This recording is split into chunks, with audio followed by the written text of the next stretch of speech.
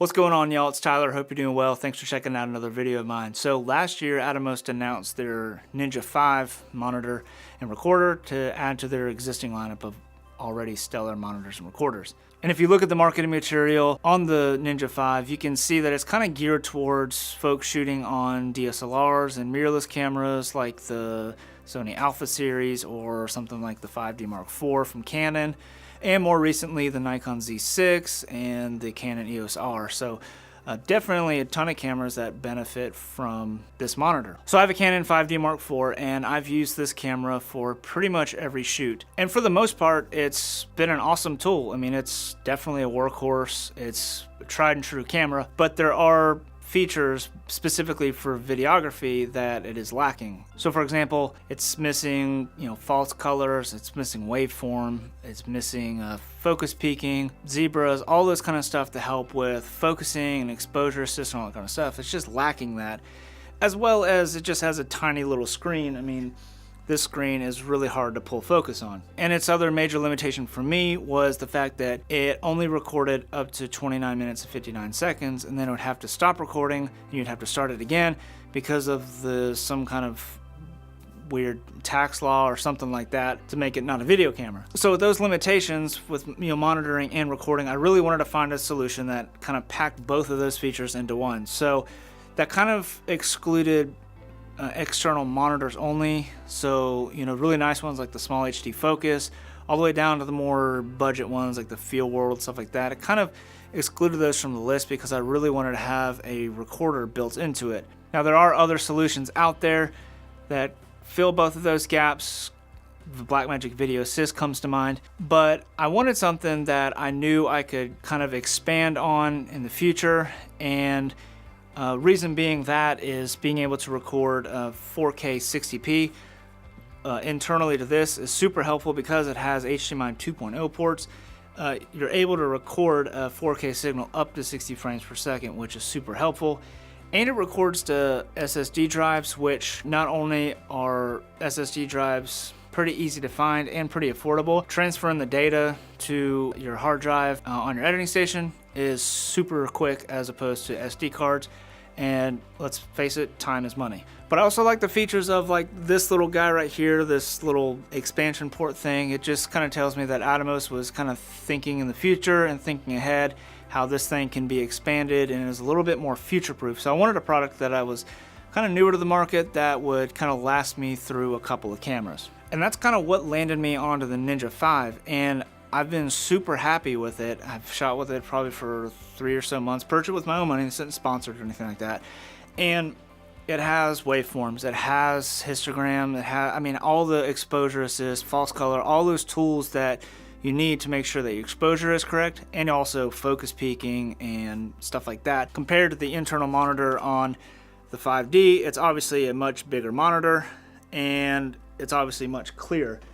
And being 1000 nit monitor, it's super bright out in daylight, and even if the sun's beating down, like if I'm at a wedding ceremony or something outdoors and the sun's beating down on it, I can still see my composition and still see what I'm recording. And being able to record for more than 30 minutes, some wedding ceremonies are longer than others, or some speeches are over 30 minutes, and interviews as well. I love that I can just kind of hit record and just kind of let it be and just keep recording. If I'm doing like a one-man band kind of thing, shooting an interview or whatever, it's just one less thing that I have to worry about when I'm shooting the interview. On the SSD drives, it records to ProRes or Avid DNxHR. I edit on Final Cut Pro, so shooting in ProRes, much more edit-friendly, edit-ready codec, so it's much more efficient to edit in and stuff like that. However, there are times where I also just don't pull out the monitor. If I'm shooting on a gimbal or like the DJI Ronin S or something like that,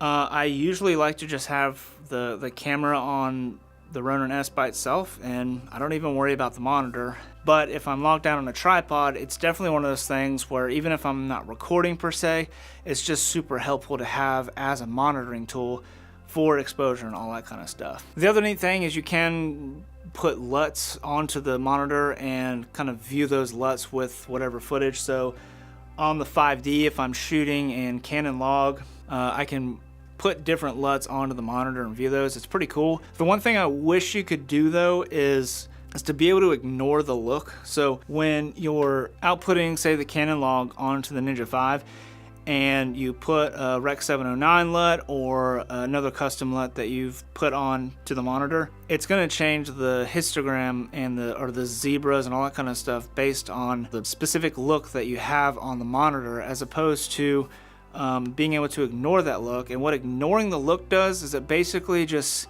gives you the zebra values based on what the sensor is reading out, not what the look is showing. If I was recording the LUT onto the footage, yeah, sure, I'd love to have the zebras on there, but I'd rather to have the lookup table kind of ignored behind the scenes. So with the zebras, the waveform, all that kind of stuff, it just shows what the flat image is showing, so I know what the actual Canon log or the actual Blackmagic log or whatever I'm shooting in, what that sensor is clipping, not necessarily what the look is clipping, if that makes sense.